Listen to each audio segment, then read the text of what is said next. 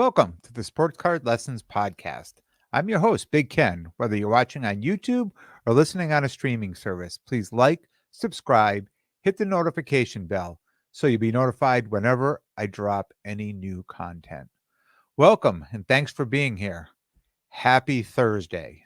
78 degrees here today in Connecticut. Beautiful day. Days are getting longer and national is getting closer. Going to be the buzzword for everything now, national, as we get closer. One show note, I will be at the Hofstra show on Long Island. See how I said that? On Long Island. That's for my guys at Crosstown Cardboard Podcast, talking about whether you're going to be in Long Island or on Long Island. But I'm going to be on Long Island Saturday and Sunday at the Hofstra show, set up with my man John from Behind the Diamond.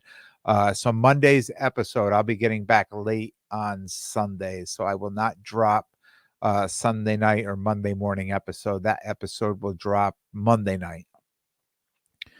One other note, this is season 2, episode 30, but my 80th episode overall. 80th episode. I just passed my 1-year anniversary doing the podcast in March. So I've done 80 episodes in just over a year. Wow. I mean, if you would have told me a year ago I'd be sitting here doing the 80th episode, I would have thought you were crazy. But look at me go and having fun doing it. 80 episodes, closing in on 100 quick, real quick. So let's jump into today's episode. So after re-listening to my Monday episode, I heard myself saying that I keep buying more cards than I'm selling. And for all this, my little business plan to even somewhat work, I need to sell cards. Right? If I'm buying more than I'm selling, then, money's going the wrong way. So I really thought about that. That really hit me when I said that. And it's been like that now, probably my last 4 or 5 shows that I've bought more or spent more than I've made. So after listening to that, I just came in the office and I just started taking an inventory of all the cards I have to sell. New arrivals, new cards that I bought to put in my cases, newly graded stuff. I just did a little episode, a month ago with 84 card sub that came back from PSA, mostly music cards, stale cards, maybe cards that aren't stale but out of season. Right. So maybe some football cards that were from last year that were holdover that I pulled out of the case that I'll be looking to get back, and just some other cards, even great cards that just don't seem to be selling at shows that I'm setting up at, this, no matter what I put in my case at the shows, and I'm always trying new things, even cards that are great. I mean, if you don't have the audience, if you don't have the collectors that are collecting that type of stuff, it doesn't matter what the price is on it. They're just not going to buy it. Right. So, just cards that just aren't selling at shows. And my biggest worry, that I've had over these last 4, 5, 6 shows, is I'm really haven't turned my case over at all. A lot of the same cards are in my case. And I'm starting to see that. So if I'm seeing that, then I know, the people that are, coming to the shows that are seeing that. And it's a bit of a problem. If I have regulars, coming to see what's new in the case and they're seeing the same old stuff, I really haven't done my job well. So I just keep churning the cases and keeping them fresh. So I talked about, having a lot of those music cards. I probably had, 56, 57 music cards that I graded at PSA. And I've only sold a couple at shows, and I know people have gone through these, and there's a lot of cards. I mean, 50 cards, that's just a lot of cards to go through. And they love to look at them, but I've only sold a handful of the cards. And I'm not saying they're bad cards. I think they're great cards. Um, but I'm just not setting up in an area where people are really, wanting to buy these types of cards. So, with all that said, I decided it's time for a little spring cleaning. I gathered up cards that haven't moved at the last 4 or 5 shows. Um, my music cards, some wrestling cards, and I dedicated Tuesday just to sit down, go through these cards, and start listing them on eBay. Um, the music cards, I felt I would be better off putting on eBay just so I could reach the masses because I know there's a market out there for them. I just may not be setting up in that market. And I have a number of other shows coming up that I may show up and sell a ton of these. But right now, I just think putting it out there and, getting a lot more eyes on it um, is going to help sell those cards. And in the past, I usually use a consigner. Just to me, it just makes sense. If I have cards that I just, I'm done with, and I just want to, sell them off, I'll send them off to the consigner, let them, sell it, and just send me the money. Um, because it works out being the same amount of money, right? Sometimes the percentages even, I think, even may fall in my favor a little more when I do it that way. But with the music cards, I didn't want to take a chance. A couple things. I didn't want to take a chance of them selling too low. I wanted to be in control, of them right now. Being so new to me, I just want to kind of get a pulse on the music card market. Um, and there aren't many comps on these graded music cards. And most of these cards are pop 5 or less. I mean, I know I just sat here putting them up pop 1, pop 2, pop 3, very low pop on it. So there's putting them out there. There's really not a lot to compare it to. There's no recent comps. There's other cards. It's funny, like one card is a pop 3, and I had one, and I'm putting it up, and I realized 2 other guys have the card up there at pop 1. So, and now I was the third, pop 3. And I see what they're selling them for. And I understand. I think, a lot of the people that are selling these are selling them a little high. And I don't need to sell them that high. So I'm putting them at the price that, when I graded them, what I felt when they came back, what the grade was, what I feel is a fair market value, that it makes sense for me, and hopefully it makes sense for the buyers too. Um, so I listed 61 music cards less than 24 hours ago, and I already sold and shipped 9 of them. So here I am setting up 4 or 5 shows, putting these cards out, and I think I sold 4 of them. Less than 24 hours on eBay, I've sold 9 of them. And I've noticed there's getting a lot of views on there. If you have a thing on eBay and you're looking, you could see how many people are viewing, how many people are saving it as adding it to their favorites, getting questions from people, getting some lowball offers, which, I expected. But yeah, I mean, 9 cards in less than 24 hours. So already, it's a small victory. Um, I also had some wrestling cards that I've been carrying to shows probably for the last 6 or 8 months. And I've set them up in a box on my table, and, I priced them accordingly 6 or 8 months ago. And probably over the last couple of shows, I've just been like, you know what? Give me the $3 stickers. I'm just going to $3 sticker them to death, just so I can move them and get rid of them. But there were a couple, higher end ones that I just didn't want to do that with. And I felt they were great cards and just didn't know why they didn't sell. And these couple of these cards been in my cases. I didn't have them up 20 minutes last night, and they were already sold, and people didn't even ask for a discount. They just came on and they bought it at exactly what I want. Now, does that mean that I may have sold it too low? Well, it was twice as much that I paid for the card, right? It was double the price that I paid for the card, when I acquired it 6 or 8 months ago. That, um, when I bought the card, I felt I could double my money on the card, because they were great cards. And I think I bought them from somebody who ran into the same thing as me. We're in this area, and just people weren't buying these types of cards. So I bought them, I popped them out on eBay, and boom, they were gone. So yeah, I mean, it was definitely a win on that too. The two of those I sold and shipped already. So in the first 24 hours, 11 cards gone. So that, it's just pretty, small victory for me here. Um, and I mentioned, like the wrestling cards, they've been sitting in my cases, those two. And, I know it's just two cards, but the real estate of my cases, I reserve for the best cards I have to offer, or the cards I feel that, are that should sell or could sell, or I'm thinking they will sell. Um, so a lot of these other cards, like the music cards, I haven't put in my cases yet.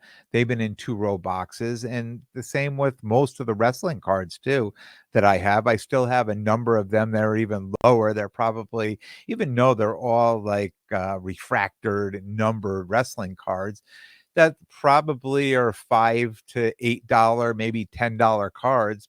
Just haven't, even at $3 stickers at the shows, haven't sold. So I'm gonna work on, either getting them up on eBay or just try to sell them off as a lot. Just because I just don't have room. You know, uh, you go to these shows, you either have a 6-foot table or an 8-foot table. And I love when they say it's an 8-foot table, because I know I could get, my discount boxes and a few extra boxes out there. But on the 6-foot, I know 2 feet doesn't sound like a lot, but when you're setting up at a show, it's huge. So I'm hoping to move some of this stuff so I don't have to cart it around either. Um, I also had some pop culture cards in my cases that were really great cards that just haven't sold. Um, and I decided to list them on eBay as well, and send them off to a new home. I felt they were great cards. Those haven't sold yet, and I know by the watchers and the people looking at them, other people think they're great cards too. So I mean, I'm sure they're going to sell at some point. We'll see what happens, but you know, uh, spring is here, and it's time to turn over the cases. With some new stuff. If you want to be successful, I'm coming into some bigger shows now. The Hofstra show this weekend. That's a big show.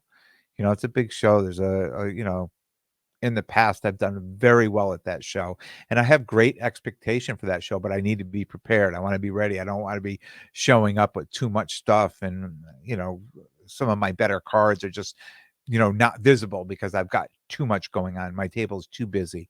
I want to simplify my table, and try to get the most bang for my buck there.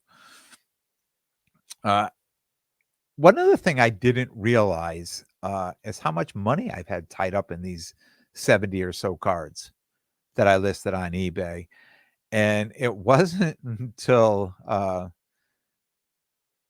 I got to the end and really put it up, and because, if I haven't done anything on eBay in a long time. I mean, I bought on eBay, but for selling, I haven't really done a lot in a long time. So I was a little confused about looking to see where stuff was and how to do it. And when I was pricing my stuff, I priced all my stuff either right at comps or just slightly above comps, with a buy it now or a best offer. Right. And I expect most people, just like myself, when you go on and you see something, if you can see a best offer, if you can get, $5 or $10 or 20 or 50 or whatever, depending on, I mean, it always makes you feel better if you can throw out an offer, because then you're committed to it. Um, Even if you're just doing a little fishing, right? If I accept the offer, then you've committed to it. So with that said, with everything that I put up there, if everything sold at a current price, which I know it's not, but if it did, um, what I've got it listed for, there's well over 4K in cards out there. 4K. That's unbelievable. When I listed that out and I ever took a look at that, I was like, wow. Wow. I mean, that would definitely allow me, if I move those cards, to buy up some, new inventory to freshen up the cases, right? And maybe even a PC card, right? But 4K. I mean, even if I did neither with it, right? Just to sell them out. Um, but it always goes back into the, it's always going back in. Um, I hear so many people talking about listing their cards on eBay or similar sites, or posting them up on social media. And I've really kind of stayed away from eBay just because it's work, right? A couple of years ago, I say a couple of years ago, it's probably longer, maybe 4 or 5 years ago. 2019, 2018, 2019, in that area, I was doing a lot with wax and cards, and it was easy for me just to put these things up on eBay, and I was probably, I was selling probably 2, 3, 4 cards a day. I wasn't doing shows, I was just selling it, and that's all I did, and all I was doing was making enough money to continue to buy some more cards and some more boxes, to rip some more boxes. Um, so that worked for me. I mean, it worked for what I was doing, but setting up at shows and things like that, my mentality is, why am I going to give away all these percentages when I can take it to the show and, you know, keep it all for myself, which, you understand that. But at this point, I'm starting to realize I don't want to discount things too much further. If I'm going to do that, I might as well do it myself and put it out in front of fresh eyes somewhere else, because there's somebody out there that's going to think these are great cards. This is a great card. On one of the wrestling cards, on the Tops 2021 WWE. So they had these film strip cards, and they were like, blue was numbered to 10, and green was numbered to 149, and something, just like that. So if you know anything about it, so when I sold one of the cards immediately, it was a blue, is a Hulk Hogan film strip card, and it was blue and it was numbered to 10. And as soon as I put it up there, someone bought it probably within a half an hour, 40 minutes. But then he sent me a message, and he had a board of having all these cards and like missing 4 cards, and that was the one card he was missing. So, you know, I just, that right there, to me, when I saw that message that came from him, I'm like, there's people out there that are, like some of these cards that are like, I could be sitting on, that somebody's just waiting for it to come up. I mean, I know I have, my Mike Tyson cards. I have, the 1 of 3 and the 2 of 3, and I'm missing the 3 of 3. And probably if that 3 of 3 showed up, even if it was way over comps, I would probably do whatever I could to acquire that card, so I'd have the whole set of 3 cards. So I'm hoping some of these other cards are, what people are waiting for. So I was able to help this guy out. Like I mean, I know it sounds funny, and I know I'm making money on it, but like I felt good afterwards when I completed that sale. I'm like, wow, this guy was waiting for this card. He had this board out, he had the picture out, he had the square, and it handwritten in, the card he was missing, or the cards he was missing to complete the board. And I felt good. I mean, I mean, for whatever reason, I felt like I'm really helping this guy complete, his PC. So yeah, I felt good about that. Um, and again, why am I going to throw them in a discount box and just give them away and let somebody else go put them up online? At this point, if it's hits a discount box, for a decent price, if someone takes it, but if not, I don't want to go any lower. I'd rather just take it. And now that I'm in the swing of things, right? Now that I've got, I put 70 something cards up there, it doesn't seem like such a big task anymore. once you've started, once I got started, that it was like, all right, let's get this project going and keep it going. So yeah. So I mean, to me, it was like a small win too. Um, and it allows me to take control, right, of all the stuff I'm selling. I could certainly, do what I was doing, send them out, and I still will send cards out to consignment, but at least here, at least I have a little bit of control on what they're selling for. Um, and I like to keep the control, and I'll leave it at that. Um, and I find when I post cards on social media, I get these crazy low offers. Um, And I feel it's necessary to respond to everybody. So, like, if I put something up and somebody messages me, I'm selling this card, $500, and someone says, "Will you take 100 for it?"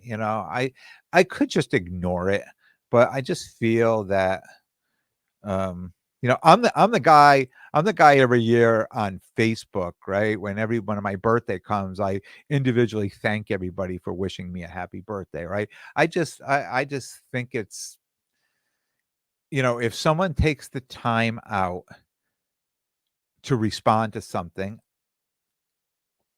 I'm going to acknowledge it, right? Even if it's a crazy, stupid, low offer, I'm still going to acknowledge it because they took the time to do it. And when I make an offer on something to somebody else and they're like, "No, bro, all set," or something like that, I'll respond back and I'll say, I appreciate you taking the time to look at my offer. I'll just respond something really nice back, right? Um, Trying to keep it really positive, but just to let people know, like I was serious about that offer. I wasn't trying to, you know, be a jerk about it. I was just trying to be nice. And when somebody sends me these real lowball offers, I'm just like, nah, I really think it's worth more, or. And sometimes people argue with you. They'll be like, "Oh, you're asking way," and I'll say, "Look, I'm sorry you think I'm asking too much for the card, but you've got my final offer." And at least with eBay, well, I guess the point I'm getting at least with eBay, you don't have to go through all this stuff. It's accept, decline, counter offer. It's I can go back and forth all day. But um, it just makes it easier for me to be, I guess, human, right? Just want to respond to the people who've taken time out to message me. Uh, I kind of feel like I'm in the middle of a lesson plan here. Sometimes as a teacher, when you set off to do something and you end up doing something completely different, but you feel like it's really going to work out well, like it's going to be something pretty successful. And when I first started doing that, started dedicating that time, that Tuesday, to start putting this stuff up, I thought, nah, I started out saying, I think I'll just throw like 5 or 6 cards up, we'll see what happens. Then I'm like, well, maybe I could do more. I've got some more time. All right, I'll do more. And then after I got like 30 or 40 of the cards up, and I took a break and I had to go do some work, and I came back and I'm like, come on, man, there's only like 30 cards left. You can do this. And then I found myself today looking around saying, all right, I got a couple cards in my case I don't mind putting up there too. So, it started out something small and then it just took on a life of its own. Um, I'll keep you updated with the progress or lack of, right? So this is a little I've sold on eBay before, but this is a little new to me you know, to be doing both now, to be doing extra work too. And kind of another reason too why, certain cards that I'll put up there, um, I'll want to take to the shows too. So if I were to send them off to a consigner, then I'm done. I can't, I wouldn't be able to take those cards to a show. So all these cards that I put up there, I can take to the show. And I don't plan on putting any of that my higher end stuff up there. This is strictly going to be for the stuff that just didn't sell out of my case, and I'll find a new home one way or another. So stay tuned. Stay tuned on that. Remember Monday's episode will drop Monday night. I usually drop it later Sunday night, but I'm going to be getting back pretty late on Sunday to begin with. So I'm going to record that on Monday and I will drop that episode Monday night. I want to thank everyone for tuning in. And if you like what you hear, please definitely subscribe, and most importantly, tell a friend and spread the word. And until next time, take care of yourselves and everyone around you.